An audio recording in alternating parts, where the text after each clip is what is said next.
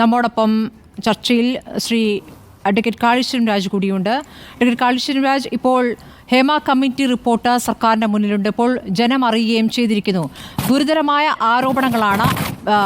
Sexual harassment എന്ന് മാത്രമല്ല, പീഡനം നടന്നിട്ടുണ്ട്, അതും പോക്സോ കേസുകളുണ്ട് എന്നടക്കം അതിൻ്റെയൊക്കെ എവിഡൻസ്, കൃത്യമായ തെളിവുകൾ സർക്കാരിൻ്റെ പക്കലുണ്ട്.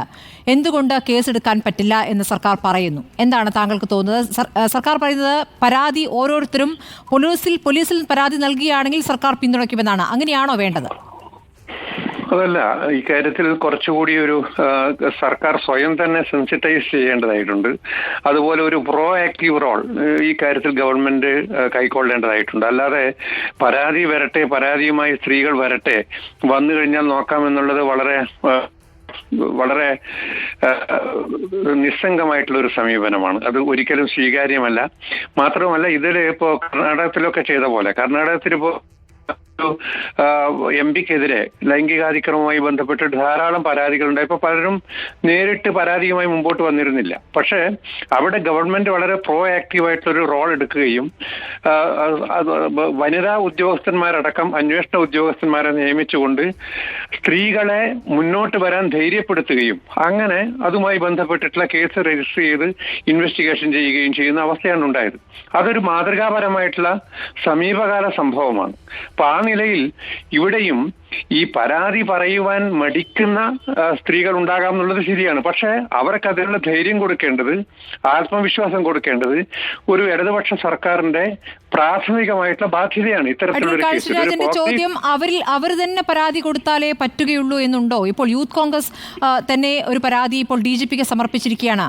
അവർക്ക് പോലീസിൽ പോയി പരാതി കൊടുക്കാൻ പറ്റാത്ത ഘട്ടത്തിലാണല്ലോ ഇങ്ങനെ ഒരു കമ്മിറ്റി തന്നെ വരുന്നത്. ആ കമ്മിറ്റിക്ക് മുന്നിൽ തന്നെ എത്രത്തോളം ഭയപ്പാടോടുകൂടിയാണ് ഇവർ പറഞ്ഞിട്ടുള്ളത് കാര്യങ്ങൾ?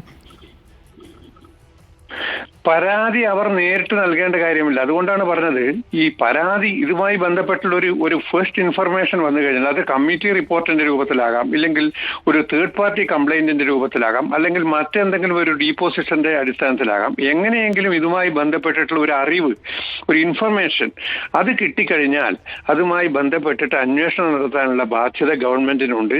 അതുമായി ബന്ധപ്പെട്ടിട്ട് അന്വേഷണം നടത്തി മൊഴി രേഖപ്പെടുത്തുവാൻ ആവശ്യമായിട്ടുള്ള ധൈര്യവും ആത്മവിശ്വാസവും അവർക്ക് നൽകണം എന്ന് മാത്രമേ ഉള്ളൂ. മൊഴി രേഖപ്പെടുത്തുക എന്നുള്ളതും പരാതി നൽകുക എന്നുള്ളതും രണ്ടാണ്. ഇത്തരത്തിലുള്ള ആളുകൾക്ക് ധൈര്യം കൊടുത്ത്, ആത്മവിശ്വാസം കൊടുത്ത് അവരുടെ മൊഴി രേഖപ്പെടുത്തേണ്ടതായിട്ട് വരും. അല്ലാതെ അവർ തന്നെ പരാതി കൊടുക്കണമെന്ന് ശഠിക്കുന്നത്, അങ്ങനെ പറയുന്നത് ശരിയായിട്ടുള്ള നിലപാടല്ല. നിയമപരമായിട്ടും അത് നിലനിൽക്കുന്ന നിലപാടല്ല. 4.5 വർഷമായി റിപ്പോർട്ട് കയ്യിൽ വെച്ചിരിക്കുകയായിരുന്നു സർക്കാർ. ഇപ്പോൾ സമ്മർദ്ദത്തിനൊടുവിലാണ് ഇത് പുറത്തുവിടാൻ തന്നെ സർക്കാർ തയ്യാറായിരിക്കുന്നത്. അപ്പോൾ സർക്കാരിന്റെ ആത്മാർത്ഥതയെ താങ്കൾ എങ്ങനെ കാണുന്നു? തീർച്ചയായിട്ടും ഇത് 4.5 വർഷം മുമ്പ് തന്നെ ഈ കാര്യത്തിൽ നടപടി എടുക്കേണ്ടതായിരുന്നു. ഇപ്പോൾ തന്നെ ഇതിൽ തികച്ചും നീണ്ട ഒരു കാലവിളംബം ഉണ്ടായിട്ടുണ്ട്. അതിന് യാതൊരു ന്യായീകരണവുമില്ല. സർക്കാർ ഈ കാര്യത്തിൽ മുൻപ് തന്നെ നിലപാടെടുക്കേണ്ടതായിരുന്നു, ഉറച്ച നടപടികൾ എടുക്കേണ്ടതായിരുന്നു. ഈ ഉണ്ടായിട്ടുള്ള കാലതാമസം നീതീകരിക്കാൻ കഴിയാത്തതാണ്. വളരെ നന്ദി അഡ്വക്കേറ്റ് കാളീശ്വരൻ രാജ് പ്രതികരിച്ചതിന്.